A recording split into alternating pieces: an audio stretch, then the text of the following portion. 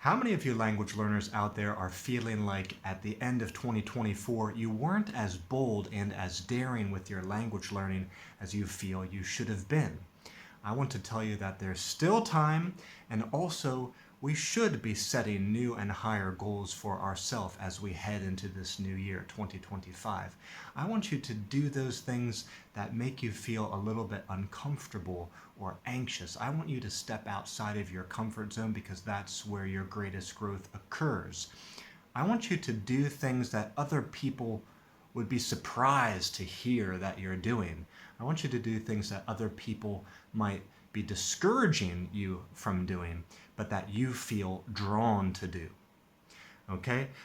Maybe you feel a bit anxious or shy or introverted in terms of striking up conversations with strangers. Then that's exactly what you need to practice doing. Maybe you feel you would be interested to sign up for a course or a class, but you don't know if maybe you're feeling like it would be too difficult for you, or maybe that's what other people are telling you. Don't waste your money. You're not the type that could finish this class and do well in this class. You're not that great of a student. Maybe you want to travel, but you're not sure if you could hack it on your own. Or maybe that's what other people think. Maybe they don't see you as someone who could, for example, adventure abroad. Then that's exactly what you need to be doing. The things that you are hesitant about, or the thing that other people are trying to discourage you from doing, I'm telling you in today's video that's probably exactly where you need to go. And I want to tell you some things from my own journey which are unique to me, that were difficult for me to start doing, and to me and to a lot of other people, maybe it would seem like something that I would never do, or would not be a good fit for me, because something was telling me in my heart that I need to develop my weak areas. And for a lot of people like to stay where they're comfortable, and that's why they have the particular results that they have, because they're doing and thinking the way that most people would do and think about things. So I started to tell myself, whatever I tend to think, I'm going to try to do the opposite or go the other way. I'm going to head into what makes me uncomfortable. So here are some of those things, and maybe you can try them too. The first thing is I've been trying to use social media as more of a motivational tool and a vehicle to further my language learning. I am not the kind at all by default to want to put myself out there on social media and to share a lot of pictures and a lot of videos about what I'm doing. That is difficult for me. That is uncomfortable for me. Now, it's gotten easier over time. I've been sticking with it for a few years, but to have my face out there, to show my real name, and to make some videos, which I have done, showing myself speaking in Mandarin, speaking Cantonese, even speaking some other languages just to sort of try them out, and basically to put myself out there, that was difficult. So maybe if you have never been on social media, or maybe if you are on social media but you're kind of like hiding who you really are, maybe you can try to push your limits there. The second thing I have done over the past, half year to 2 years is to try to be more capable or more skillful at giving presentations in my target language. So that's really difficult for me to do in Mandarin. Mandarin is my primary target language.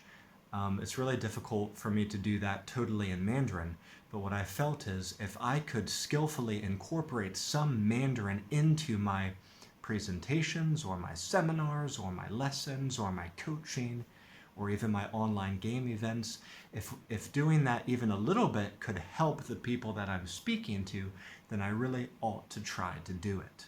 So maybe you have an educational context where you could give some sort of a presentation or a lesson or a speech and bring your target language into the public arena more. That could be a good challenge for you.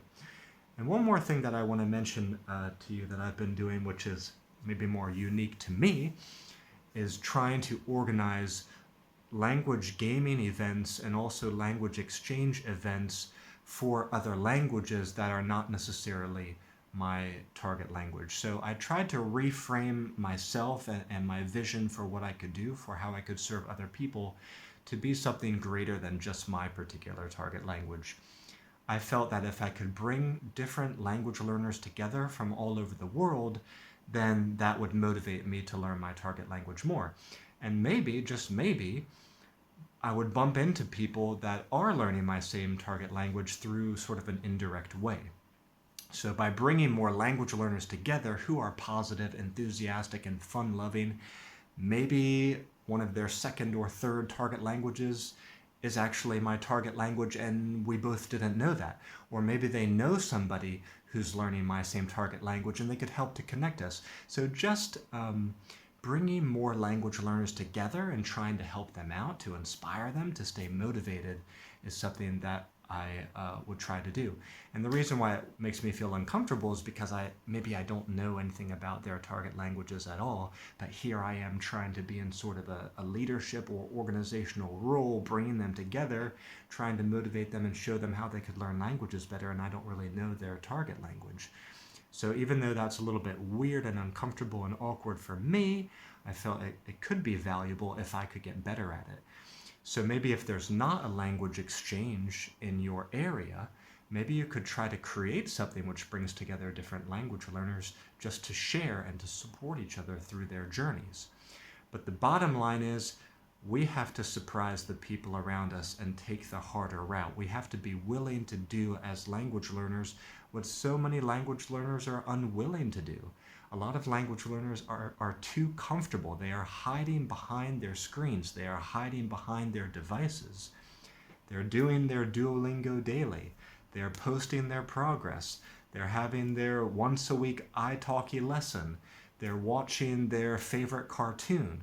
And all of those things, I'm not bashing those things. Those are not bad things. But, if that's all you're doing, it sounds maybe a little bit too comfortable, a little bit too isolated from the real, reality of language learning, which is you got to be putting yourself out there. You got to be willing to stumble and embarrass yourself and lose face a little bit in real life contexts, in real conversations with people on the road, or in presentations in front of audiences, or actually showing yourself and your struggles on social media. This is where the rubber meets the road. This is where things get a lot more difficult.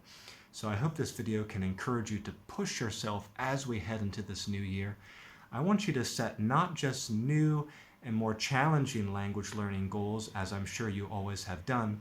I want you to make sure that you are setting new goals which scare you a little bit, which frighten you a little bit, which make you a little bit apprehensive because you feel like that's not you and you couldn't do that, and you're going to make mistakes and you're going to be embarrassed.